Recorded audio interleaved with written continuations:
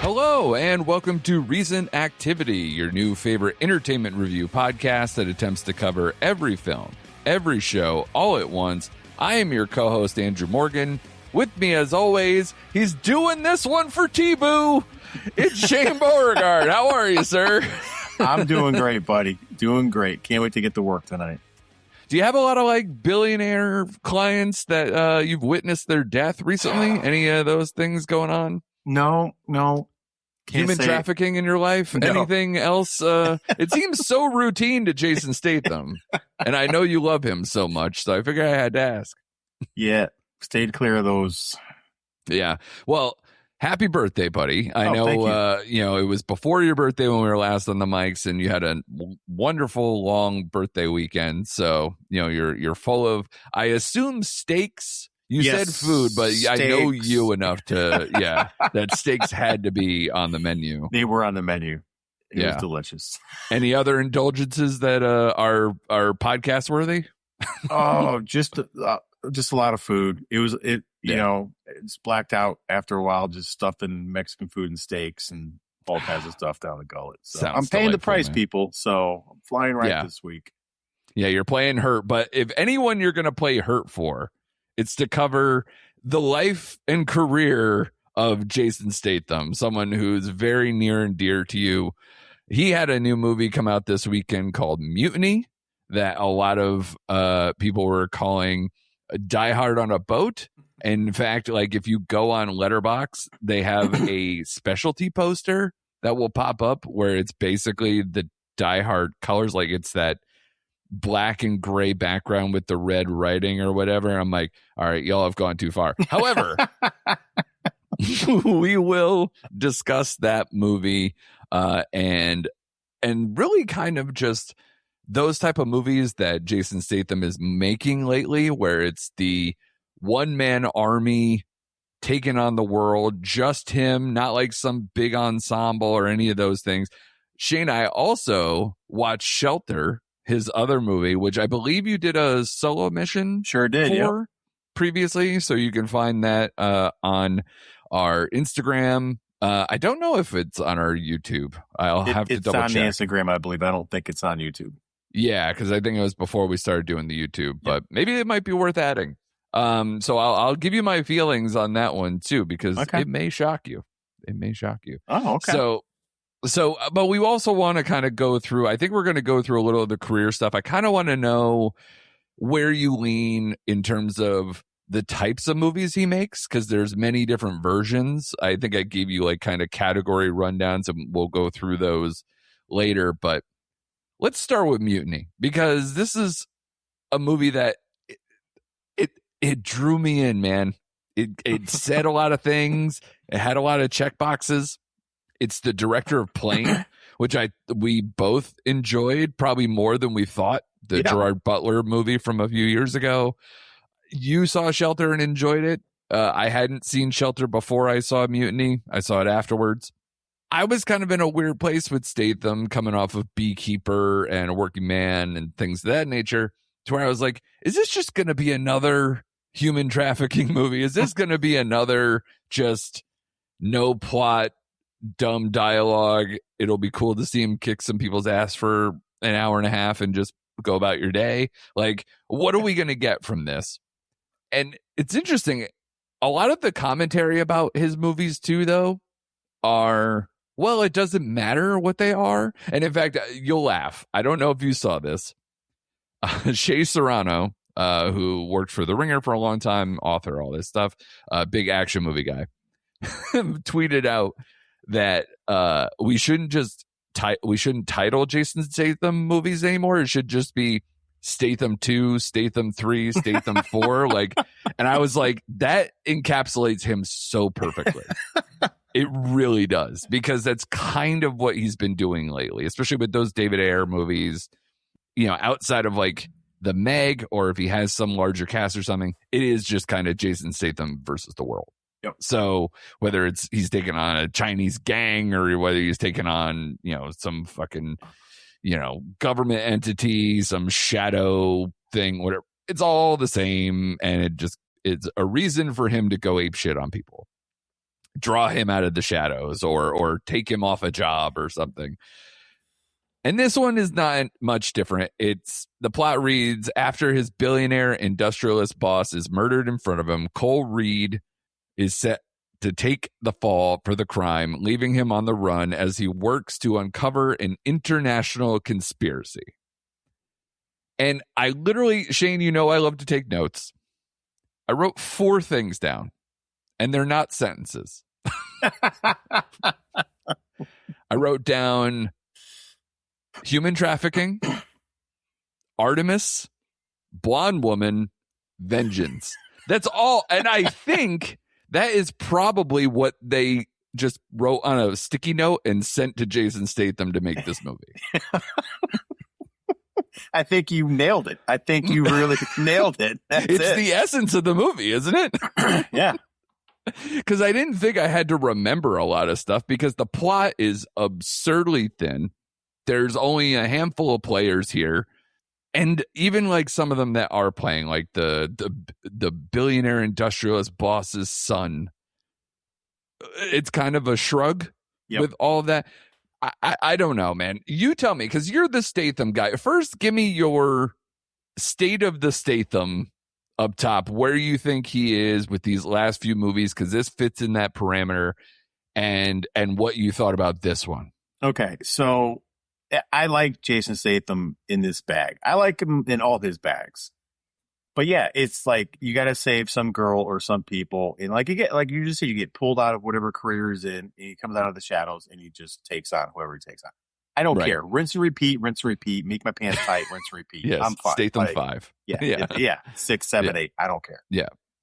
Now, compared to his previous ones, you mentioned Shelter, and the one before that was A Working Man.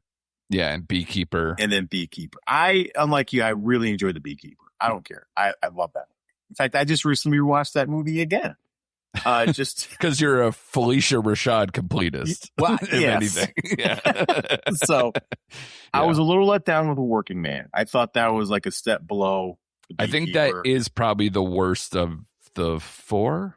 Yes. Probably. Yeah. And Shelter took me a little while to warm up to. As I said in my video, like it takes a while to get going because he builds that relationship with the young girl. Which, looking back, I actually do enjoy that. Like this, I do enjoy that movie. I enjoy this one though. I go back and forth. Interesting. Between Mutiny and Shelter. I guess I'll put it here. I think Shelter is head and shoulders better than all the other ones he's had lately. Like of the 4, I think that one's way better. The cast is deeper, has quality actors. I enjoyed the British cast, the shadow government stuff, the chemistry between him and the girl, the whole like him on the island scene is dope as hell.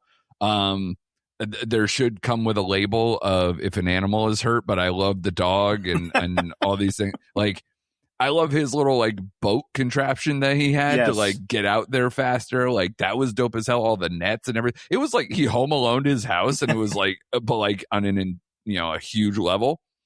I really enjoyed that. Like it doesn't end strong, but man, for like the first hour, I was like, this is the closest Jason Statham is going to get to being Jason Bourne, and I was into it. Yeah. Like I said, it took me a while to warm up to it. And the more I reflect on it, it is a good, like a really solid movie. It just, his movies just don't do anything. These type of movies just don't do anything in the box office. They just don't. I think Mutiny made $7.5 million. I don't think they cost a lot. It's literally they're paying for him. Right. And not only are they paying for him, he has his own production company that's been making the last few. It's called Punch Palace, I believe. Punch Palace Productions or something. And he's been making, I think, all of his movies since 2022. So like these last 3 or 4, I think, have all been his production company involved. But yeah, I mean, I tend to agree with you. But so you like this one better than Shelter or even the other one? Like, because I'll give you, I think this is at the same level as probably those other ones besides Shelter to varying degrees. I think this one is just less annoying than A Working Man and some extremities of The Beekeeper. So if you put this like number 2 of the 4, I wouldn't be, sad about it. My initial gut reaction when I came out of the movie, again, my pants are still tight. So like I didn't have a lot of oxygen going to my brain. Yeah. So correct. I was just like, oh, this movie's great. Like I loved it. I just loved it. It's what I needed that day. I needed that fix. But reflecting on the actual story, like you said, of Shelter and just where it was shot, location wise, where he was, I would put that number 1. I do think this is head and shoulders above A Working Man. That movie didn't work for me. That movie's just not good on many levels.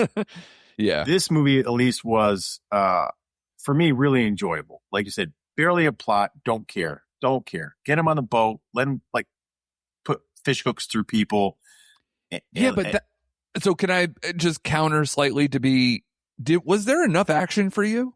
Because I felt like there were long gaps in between that didn't have a lot of action. There were gaps, but I liked the cat and mouse of him running around the boat and him hiding in places. Right. And then trying to like flush him out. So there was enough of that had me into the movie. And I did like the blonde in this movie. Yes, I don't mean to be dismissive. It's not to the level. It's not Amy Smart in Crank or anything. Right. It's a little more just. It's a pro. She's doing well. I thought she was very adequate, and she did her side. But yeah, they don't get. But this movie delivered. All right, like your daughter's not. You're missing your daughter, and you're a good person. Cool. But this movie.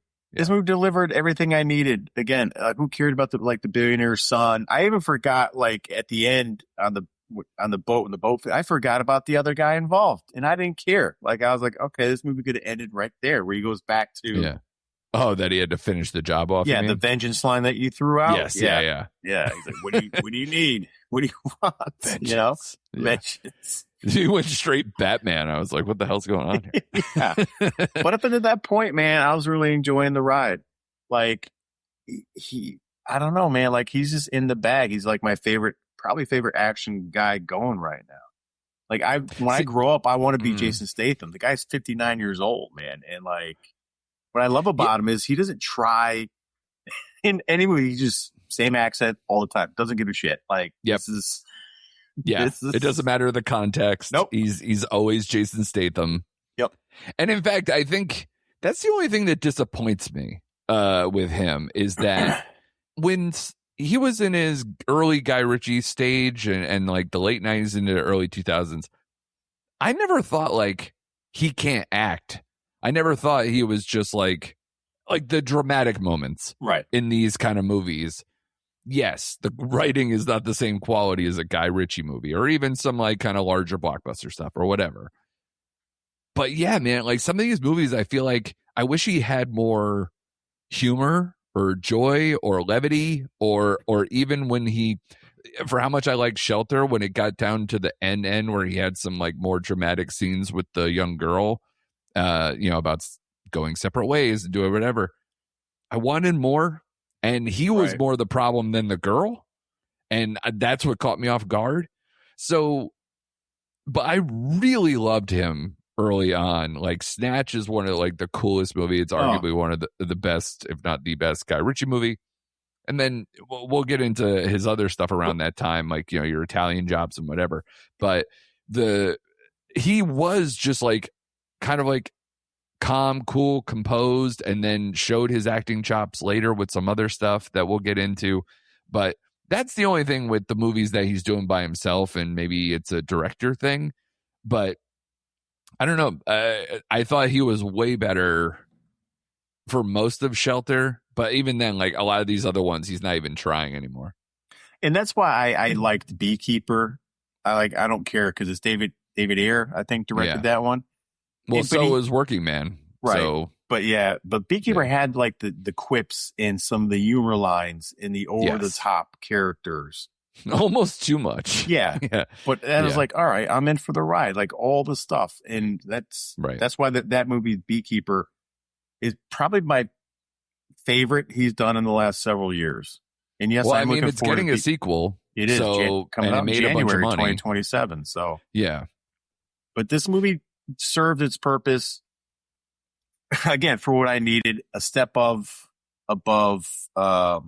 Yeah, A Working Man. And A Working Man's just obnoxious. Yes. To me, that movie is just obnoxious from the get-go. Like the plot, the family that he's avenging and all this. I didn't like anybody. Like it was just like, whatever. It doesn't matter. Yep. Go hunt those people down to save that girl or do whatever you're going to do. It's just bad. And the same thing with Beekeeper, where like the political and all that side, like I hated so much of that. That's why I couldn't vibe with that movie.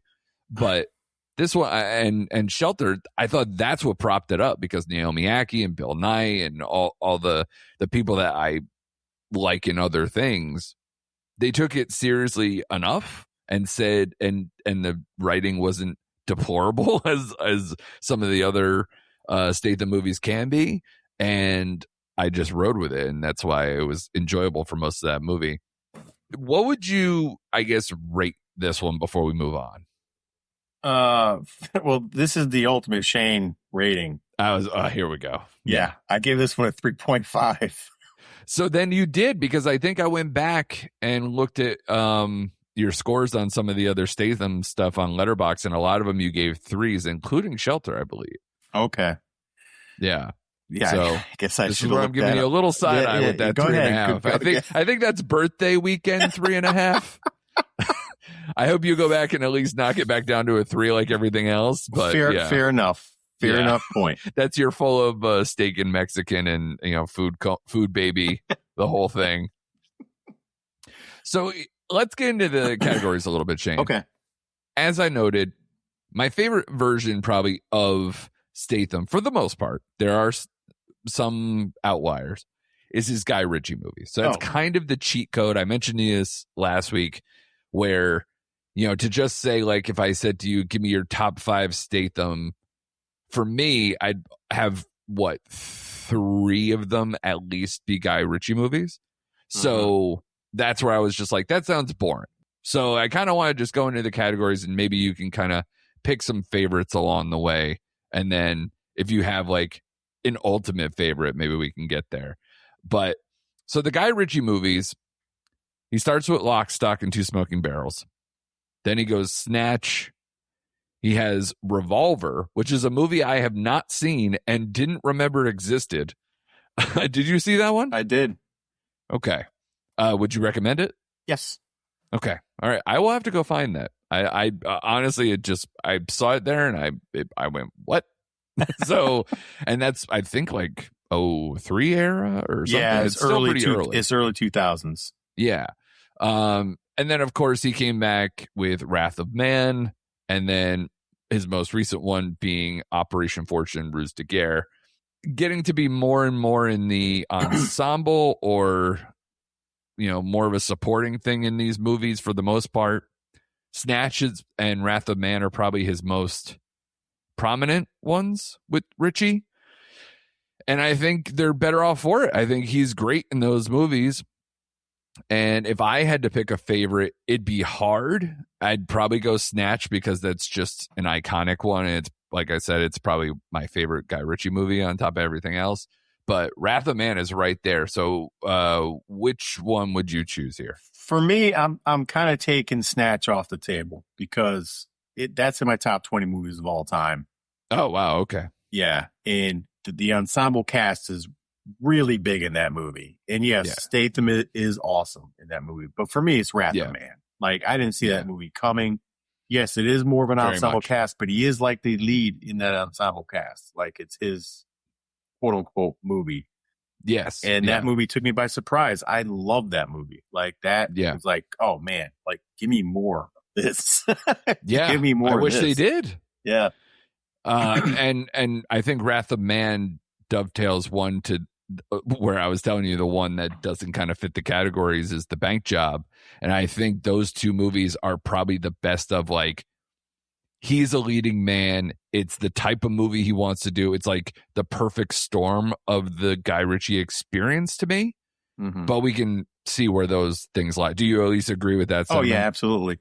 Like, Bank Job is the one we always talk about. We go back, what's the best, like, Statham movie? Yeah. It's underrated in my mind. A lot of people still haven't seen it, but that's like the movie you point to, like, oh, he can act a little bit. Like, he's not like just this chop sock and kick and kill people kind of guy. Yeah, if I had to say like his best acting performances, a lot of them are in the Richie ones or Bank Job. Yep. Agreed. And there might be certain exceptions as we get along here, but most of those are going to be smaller roles, maybe along the way. So then I have the next category, franchise films where he's co-star or ensemble. Basically, that's the Expendable movies and the Fast and the Furious movies. Hobbs and Shaw is the closest he is to being like a prominent piece, as far as like a lead, co-lead kind of a thing with The Rock there. Do you have a favorite of any of those films? Or even if you had to pick which franchise you like him better in? Okay. He has a minor role, so he is part of an ensemble cast. This is going to surprise you because I would go Expendables over Fast and Furious all day, every day, right? Okay. But one of my favorite Statham supporting roles is in Spy. So that's a different, that is probably in that other category of I have prominent supporting roles. Okay, then I would definitely go Expendables. Yeah, for sure. Because Spy is not a franchise, unfortunately. Like they didn't actually follow up with that one. And for me, like the Hobbs and Shaw movie just didn't work for me. Like it just was too bloaty. It took forever. Like it just ran too long. Totally. So I go Expendables, man. Like, give me all the old action stars and Statham. You know me. Yeah. I shouldn't be surprised at all with that answer. So now we have franchises where he's the lead. Now, these are basically like kind of like the next category is leading man, one-man army with no sequels. These are basically like the ones that where those movies succeeded and they got sequels along the way. So you're talking Crank, the Meg, the Transporter, and Mechanic movies. And soon Beekeeper will join that. So I guess if you want to toss in that too. So do you have, over the weekend, because I wanted to join the Statham party, not only did I watch Mutiny and Shelter, but I also watched Crank and Crank High Voltage, which I guess first question, is Crank the horniest, most deplorable, debased kind of series in recent memory? Yes. Yes, it is so horny. Like the amount of like people watching Jason Statham have sex while he constantly just gets complimented on how big his dong is, like, is insane. I'm like, did he write these movies when he was 13 and then they just greenlit them after he had success? Yeah, because the concept is just insane. And like you said, the sex scenes are crazy. I mean, the second one is even crazier. It's a very frantic franchise. It's nuts. But so if you had to pick, though, so Crank, the Meg, Transporter, or Mechanic. Well, my heart wants to go with the Meg, but I'm not going to go there. For me, it's a Transporter series. Okay. Like Transporter 1 is a really solid movie. And then the second one's, not bad. So I go Transporter series over the other ones. I wonder now, because if you saw the trailer for, I think it's Idiots, that comes out this week or whatever, they even reference like, oh, so you're like the Transporter when like they're taking that kid to the mental hospital or prison or whatever it is, or one to the other. So I'm like, maybe I'll make that a double feature. Maybe I'll check out Idiots and then watch the Transporter as like, this is we're trying to take this serious version, the kick-ass version. So we'll see. The next category, like I said, leading man, one-man army, no sequel. So that's where we talked about a lot of the ones of recent note. Your Shelter, The Beekeeper, even though that's soon to have a sequel, Safe, A Working Man, Parker, Blitz, and Hummingbird. And there's other movies that are in no category too that maybe if you want to drag them in, but a lot of those he's like paired with some other action star. So these are the ones where it's like just him straight on, barely a co-star, going nuts. I'm going to go with one that you don't have on the list. And it's one of my, I have a lot of favorites, but this is like a really underrated Statham movie. And that's the movie Redemption. Okay. Came out 2013. Again, he's like just a messed up, like ex-military guy. living on the streets, and he stumbles upon like taking this other guy's identity, and he starts living his life, and then he like uncovers like a different kind of problem when he does that sort of thing. Right. Again, very under the radar. The original title for that movie was Hummingbird. Don't ask me why. So wait, so they made a Hummingbird, or did I read Hummingbird was Redemption? Hummingbird, is Redemption. Oh, because they listed as Hummingbird on Letterboxd. Oh, okay. It's Redemption. Interesting. Yeah. Okay. So, I like a lot of those movies in that. I think Parker, I believe that has J-Lo in it. That's a very entertaining movie. Well worth a watch. But I wanted to shout out, and again, I enjoyed Redemption. But if it wasn't Redemption, it would be Parker, because I thought him and J-Lo were good. I thought J-Lo was good in that movie. Interesting. You don't hear that very often. You don't, especially these days. So there's been a lot of issues with chemistry and stuff for that, unless it's a romantic comedy. So that's interesting. And then the last category I have here is prominent supporting roles. So that was more earlier on in his career.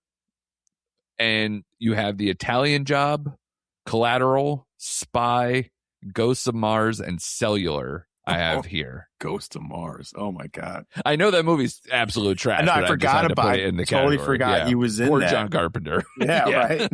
Yeah, he's like third or fourth lead in that movie. Yeah.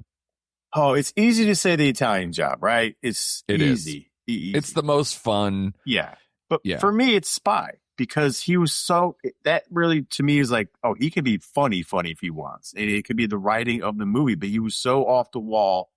Insane in that movie. All his scenes were just gold. They just made you laugh out loud. How clumsy of a spy he actually was, and just fucked everything up every time he was in there. Made me laugh. And Spy actually is a good movie. So I'm going Spy.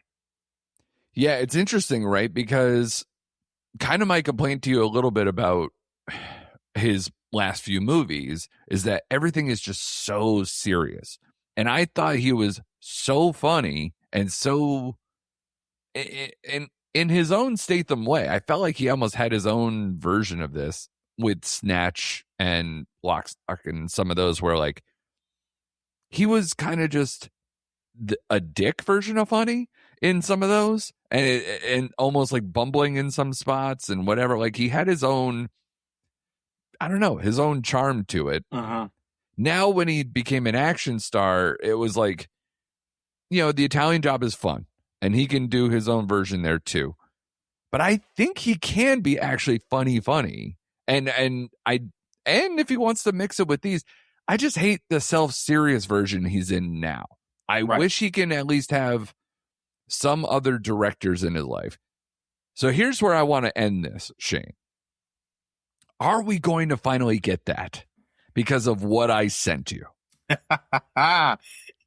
His next movie in 2027 is a David Leitch movie coming. It was Bullet Train and Fall Guy were his last two, right? Yep. So he's looking for a little bit of a comeback here, a little bit, maybe a higher thing. I believe it's called Jason Statham Stole My Bike. It is. Where he's playing himself. And I'm like, oh my God, is this like Unbearable Weight of Massive Talent Jason Statham version? Coded? We could only hope. I'm really hoping. Because that Nicolas Cage movie we both love. And the cast of Jason Statham, just the title alone. Oh, yeah, I'm in. Like, you don't, like, I don't even need to see a trailer. No, I don't. And I think it co-stars, I'm looking at it, stars Hannah Waddingham. Yes. Yeah. Who was in Fall Guy. So that makes sense. Yep. So, yeah. And I liked Fall Guy. It got beat up in the box office. I enjoyed it. I like David. There's some side character stuff that bother me. There is, but overall, but otherwise it's fine. Yeah. So with that director and him trying to like get a little bump up, because Bullet Train is phenomenal. Love Bullet Train. But yeah, just based on the title alone, and I'm all in. Like I'm all in. Yeah. You kind of almost knew this was coming because he's already playing Jason Statham in every movie. So why not actually play Jason Statham in a movie? And again, it solves the problem of like, can this be cheekier and funnier and kind of, meta and all these other things that would just be kind of so cool and would bring him back into some of the things that we like about him from his earlier days, mixed in with where he kind of stands with his action stuff. I definitely believe it, just based on the Bullet Train movie with Brad Pitt. Like, he had some funny lines in there, and it was like just fun action and like fun characters. Even the same thing with the Fall Guy. Like, Ryan Gosling's character was funny. You know what I mean? So I think based off those two, his leading man is going to be like that quirky, funny type. So I don't expect anything. I'd be shocked if it was anything other than that. Absolutely. I am definitely looking forward to that coming out next year. Do you have anything else here that you want to say about your man before we wrap this up? Yeah, just keep making Statham 9, 10, 11, 12. No, I again, he's been doing this now for 20-something years. Like, if he did these movies in the 90s, we'd be talking about him in the same breath as like, definitely eclipses anything John Claude's done, Steven Seagal's done. Like, he'd be up there as like the best action movie star of like the 80s and 90s if this was like, take these movies and put them there. Yeah. We always say, oh, who's the best action stars these days? Statham, I don't want to say he goes under the radar, but people always bring up other actors. Like, and I'm like, oh, Statham has like a library of just constant work. Yeah. I mean, here's the thing, right? Is like, he's the only one who's been doing it for so long and is kind of his own version of this. Like, Alan Richardson is still kind of early in his career. Yeah. And, again, Statham never did TV really. So like, doing Reacher kind of makes him kind of a different type of star, right? Yep. I know everything is different nowadays where a lot of Hollywood people are doing TV shows, but to be that kind of a TV thing, that's a little different. And then you have a lot of these stars that used to do other things that are now just being action stars, like your Liam Neesons, your Bob Odenkirks. I'm sure there's other examples. Do you have other people in those mind? Are the two that always jump to my mind. Bob Odenkirk, memory anyway. Especially because, not to go off on a side path here, but like, after watching Nobody in Normal, it's like he shouldn't be an action guy. Like, no, but he makes it work. Like, he does. The scripts in the movies make it plausible and makes it work. Yeah. But he keeps trying to do kind of the same thing where it's kind of this unassuming guy that gets unlocked. So I wonder if he's going to if it's too stereotypy after a while. Right. We'll have to find out. But again, Statham's doing that and we keep winding up for that too. So let's see. And then Liam Neeson kind of, the post-Taken version of him kind of is repetitive a little bit. And then you have your Keanu, where like Keanu, only because of like John Wick, makes him more of this action star, but he keeps going back and doing other things. Right. But Keanu started off like with, Speed and Johnny Mnemonic. Point Break, which are kind of actiony films. Yeah. And then just John Wick blew him up to a point where it's like, okay. He's always gone back and forth though. Right. Because he's even been doing comedy stuff. He did Good Fortune. He did Always Be My Maybe in that small role. So Keanu's just Keanu. Yeah. As far as you mentioned the old school version of this, your Van Dammes, your Seagals, and all those, I think he's the only modern equivalent. Like, unless you're talking about, guys who we like who are in like the Asian markets or known for kung fu stuff. Right. That leans, Chuck Norris and all those other ones too. But like, what is it? Timu and all the raid guys, like all those kind of offshoots and whatever. And then, you loved The Furious this year and there's other people that maybe are going to start coming out of the woodwork. Because over the years, like, is he more equivalent to like guys like Jet Li and Chow Yun Fat and stuff like that more than probably some of his contemporaries now? I'd put him in that. It's tough. That's tough to say because I feel like what you just said is probably its own little separate category. Right. You would think. But I would put him in there with like Jet Lis and things of that nature. Like again, yeah, he is like the modern day version of like what we grew up with. That's right. He does it better than like Van Damme, the second tier guys. Right. Yeah, because action movies have kind of, outside of probably David Leitch, who we just brought up, or like the John Wick stuff, in which Leitch had a part with before that went further. There's not a lot of like it mostly went into like fantasy or other genres, or comic book or any of these things where those are the action movies of this century, mostly more than and Fast and the Furious has its own version of that, but it's not like how Statham does it either, even though he's been involved in it.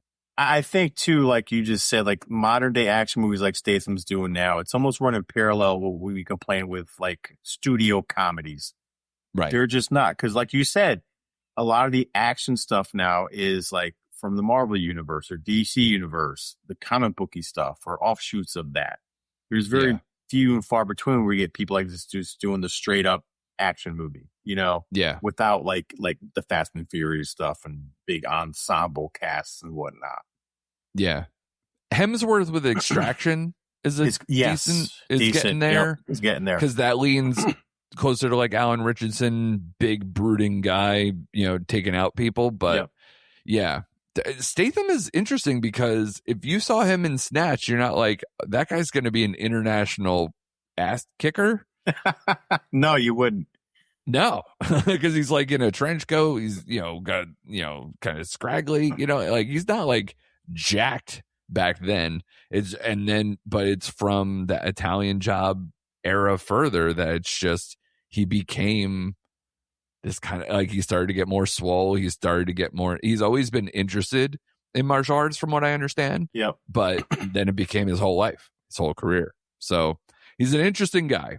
And I will still keep coming to the table for these movies, partially because I think we enjoy them, but we're also kind of in on the joke here too, of a sort, because they are self-serious, but at the same time, when you watch the trailer, you just kind of giggle to yourself, like, yeah, let's fucking go. All right, whatever.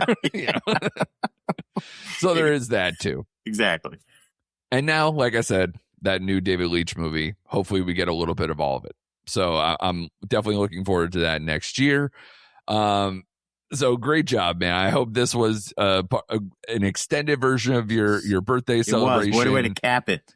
Yeah, your pants are still tight. They are maybe, you might need the Jaws of Life or some scissors or something to get them off you after such a weekend. So I hope you enjoyed it.